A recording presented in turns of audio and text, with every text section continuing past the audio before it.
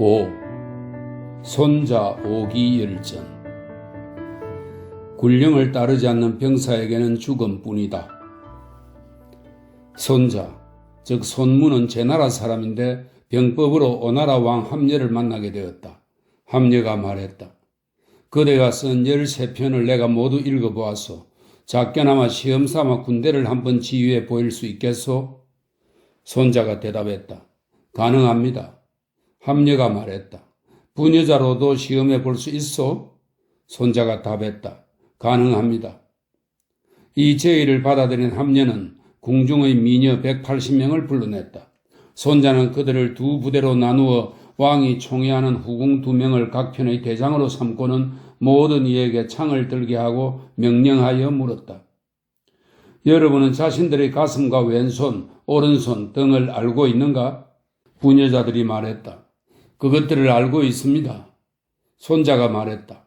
앞으로 하면 가슴 쪽을 바라보고, 좌로 하면 왼손 쪽을 바라보며, 우로 하면 오른손 쪽을 바라보고, 뒤로 하면 등 쪽을 보도록 하라.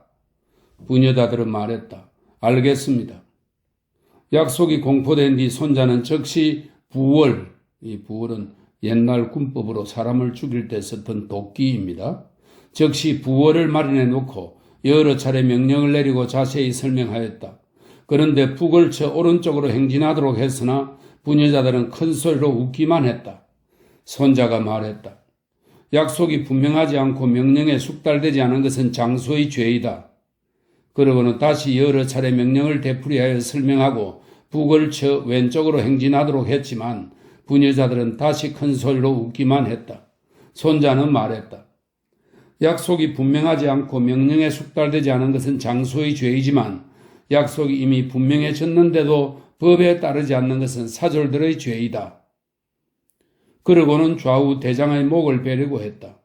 오나라 왕은 누대 위에서 지켜보고 있다가 자신이 총애하는 희첩들의 목을 베리는 것을 보고는 몹시 놀라 급히 사신을 보내 명을 내려 말했다.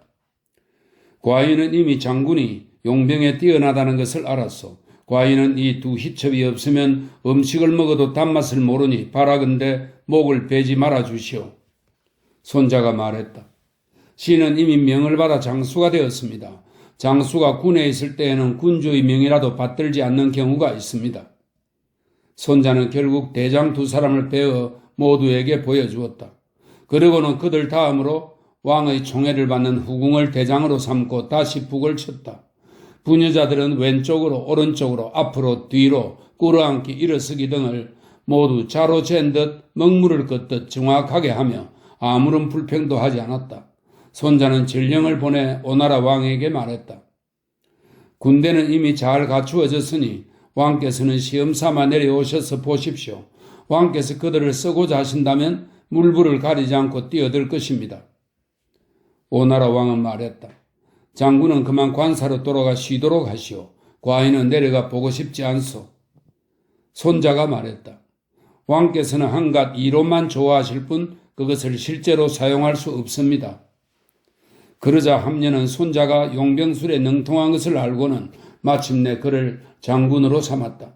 그 뒤 오나라가 서쪽으로 강력한 초나라를 무찔러 수도 영으로 진입하고 북쪽으로 제나라와 진나라를 위협하여 제후들 사이에서 이름을 떨친 것은 손자가 그와 힘을 함께했기 때문이다.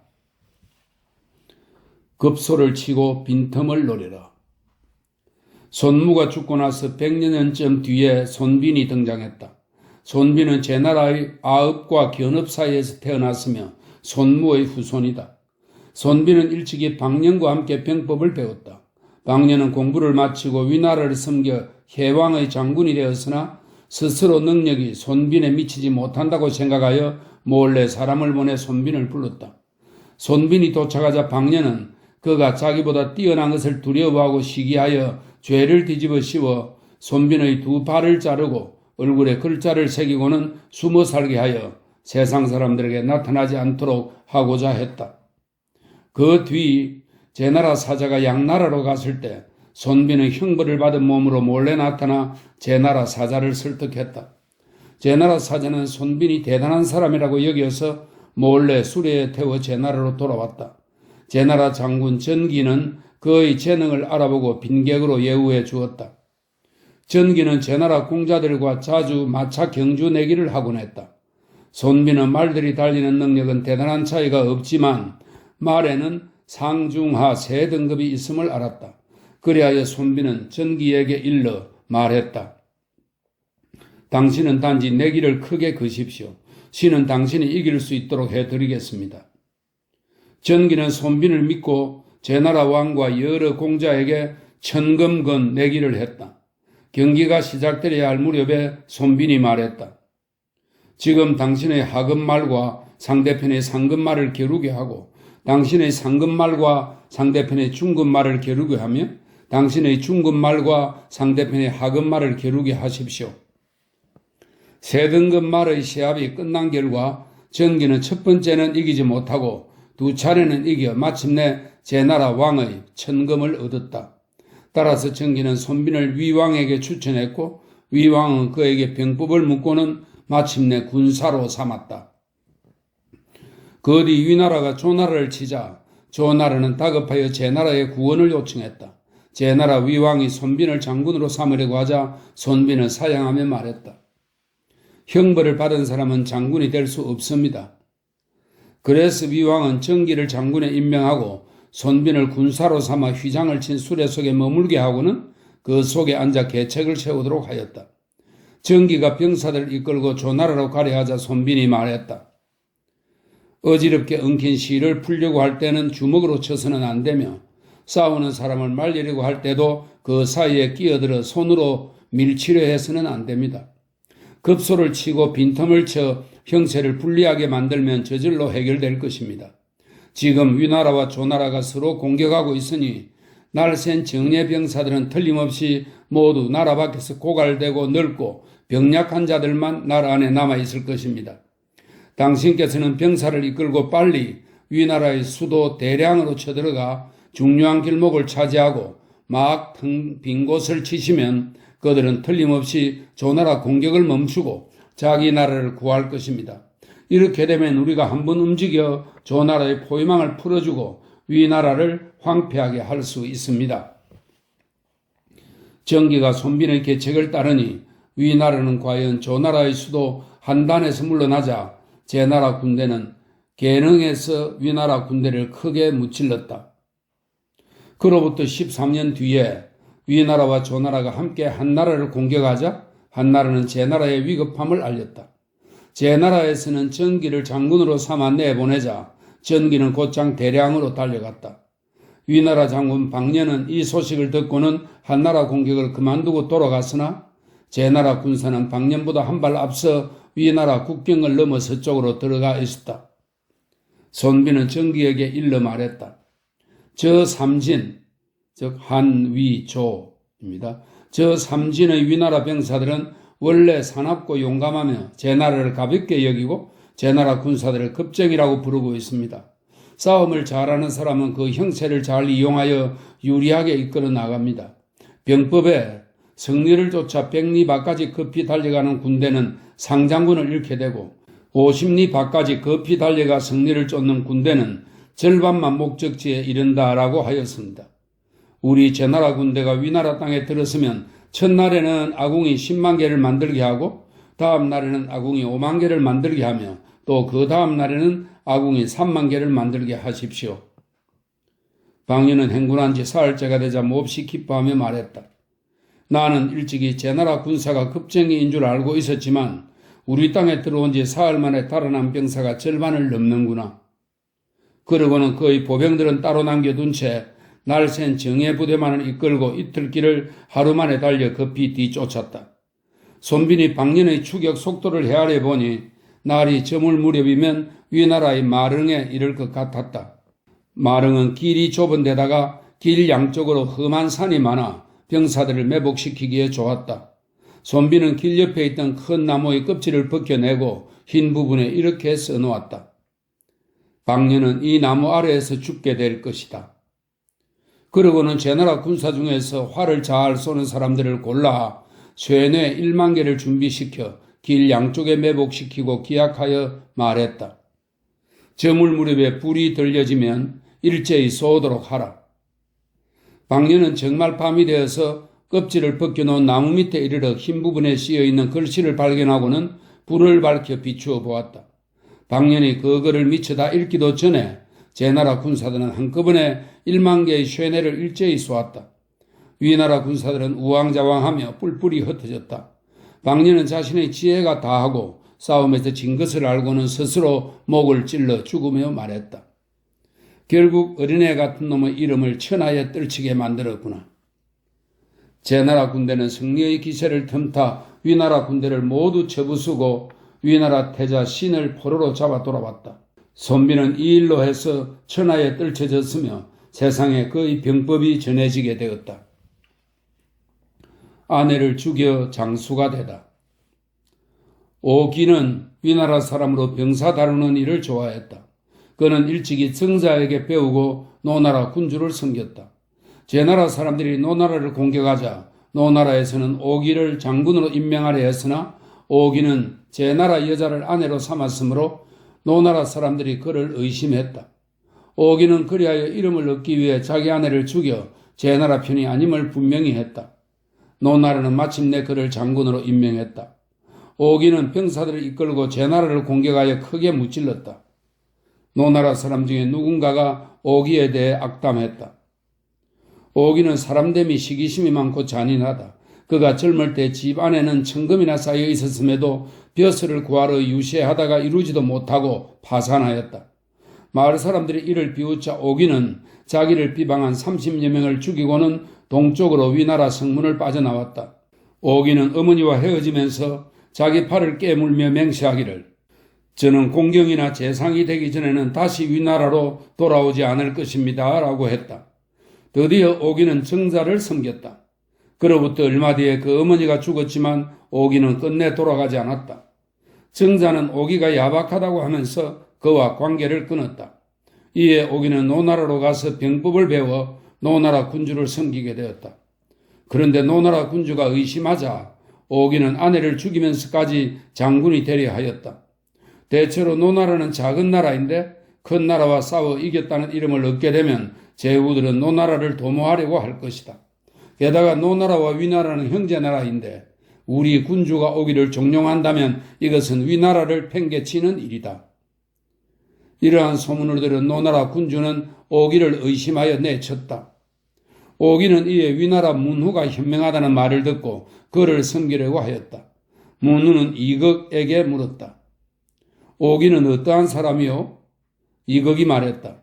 오기는 탐욕스럽고 여색을 밝히지만 병사를 다루는 일만은 사마양저도 능가할 수 없습니다. 이에 위나라 문후는 오기를 장군으로 삼아 진나라를 쳐서 성 5개를 함락시켰다. 병사를 위해 고름을 빨다. 오기는 장수가 되자 병사들 가운데 가장 낮은 자와 똑같이 옷을 입고 밥을 먹었다. 추울 때에도 자리를 깔지 못하게 하고 행군할 때도 말이나 수레를 타지 않고 식량은 직접 가지고 다니면서 병사들과 함께 수고로움을 나누었다. 한 번은 종기남 병사가 있었는데 오기가 그 병사를 위해 고름을 빨아주었다. 병사의 어머니가 그 소식을 듣고는 소리내어 울었다. 어떤 사람이 그 까닭을 물었다.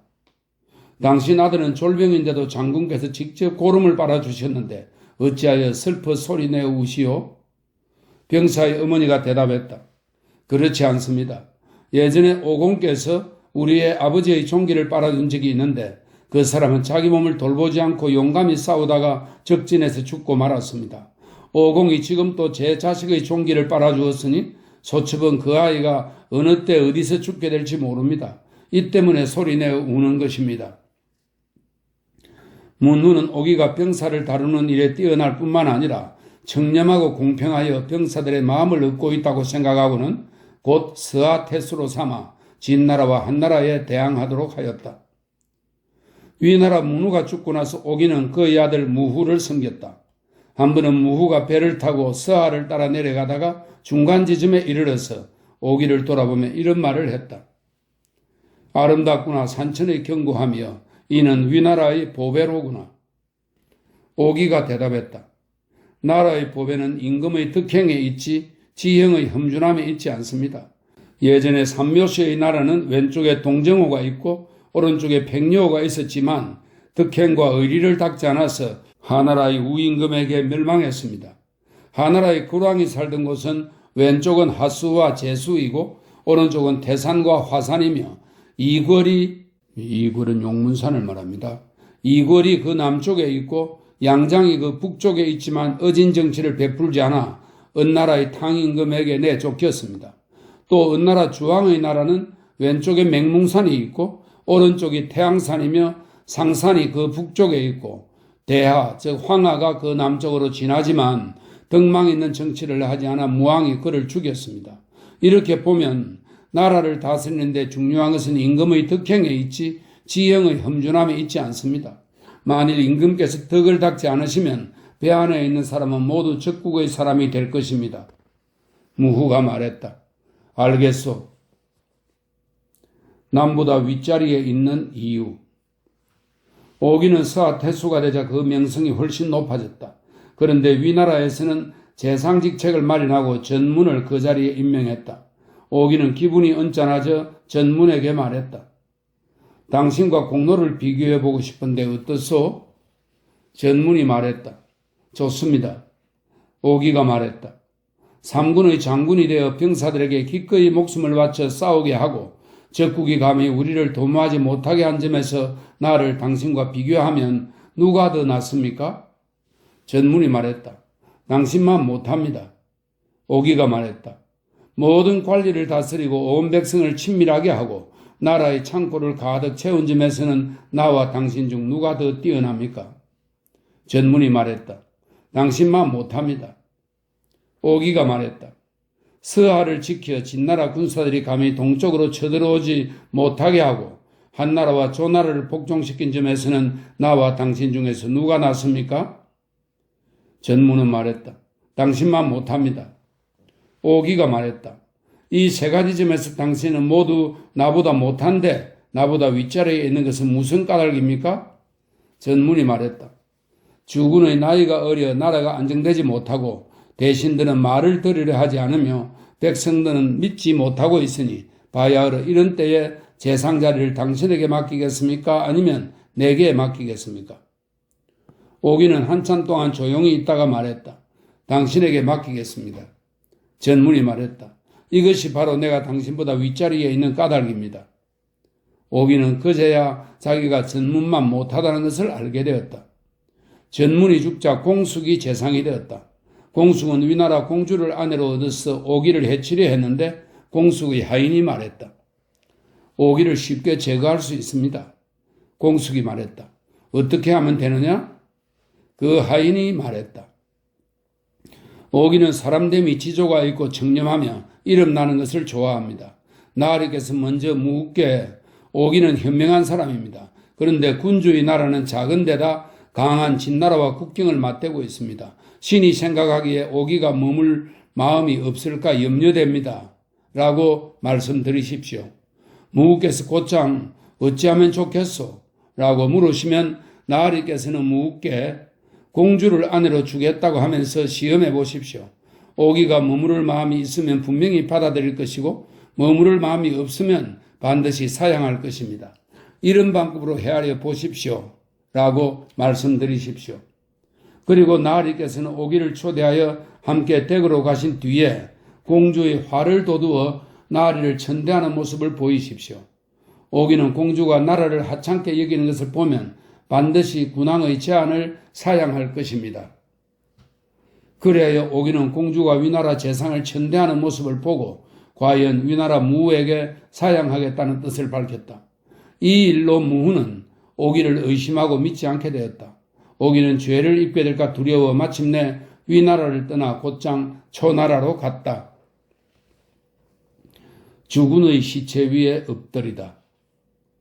초나라의 도왕은 평소 오기가 현명하다고 들어 그가 오자 초나라의 재상에 임명했다. 오기는 법령을 분명하고도 세밀하게 하고 기묘하지 않은 관직을 없애며 왕실과 촌수가 먼 왕족들의 폭력을 없애고 전투할 수 있는 군사를 길렀다. 그 요체는 병력을 강화시켜 합종이나 연행을 주장하는 유세객들을 물리치는 데에 있었다. 그래서 그는 남쪽으로는 배구를 평정하고 북쪽으로는 진과 채를 합병하였으며 삼진, 본래는 한과 위, 조 세 나라를 가리켰지만 여기서는 한과 위 두 나라만을 가리키고 있답니다. 삼진을 물리치고 서쪽으로는 진나라를 쳤다. 제후들은 초나라가 강성해지는 것을 두려워했다. 예전에 초나라 귀족과 친척들은 모두 오기를 해치고자 했다. 도왕이 죽게 될 무렵에 종실의 대신들은 난을 일으켜 오기를 공격하자 오기는 도왕의 시신 위에 달려가 엎드렸다. 오기를 공격하던 무리가 화살을 쏘아 오기를 죽이고 도왕을 맞추었다. 도왕의 장례식이 끝나고 태자가 즉위하자 영륜에게 오기를 죽이려고 왕의 시신에까지 맞추었던 자들을 모조리 잡아 죽이도록 하였다. 오기를 쏘아 죽인 일에 연루되어 일족이 모두 죽은 자는 70여 집안에 이르렀다. 태사공은 말한다. 여기서 태사공은 이 책을 쓴 사마천 자신을 말하는 것입니다. 태사공은 말한다. 세상에서 군대를 말하는 자들은 누구나 손자 13편과 오기병법을 거론하는데 세상에 많이 전해짐으로 논하지 않고 그들이 활동한 사적과 독창적인 계책만 논하였다. 속담에 말하기를 실천을 잘하는 사람이 반드시 말을 잘하는 것은 아니며 말을 잘하는 사람이 반드시 행동을 잘하는 것은 아니다라고 하였다. 손자가 방년을 해치운 책략은 영명했으나 일찌감치 다리가 잘리는 행배를 당하는 재앙을 피하지는 못하였다. 오기가 무우에게 형세가 임금의 득행만 못하다고 말했지만 초나라에서 그의 행실이 각박하고 잔혹하며 인정이 적었으므로 그의 목숨을 잃었으니 슬퍼구나.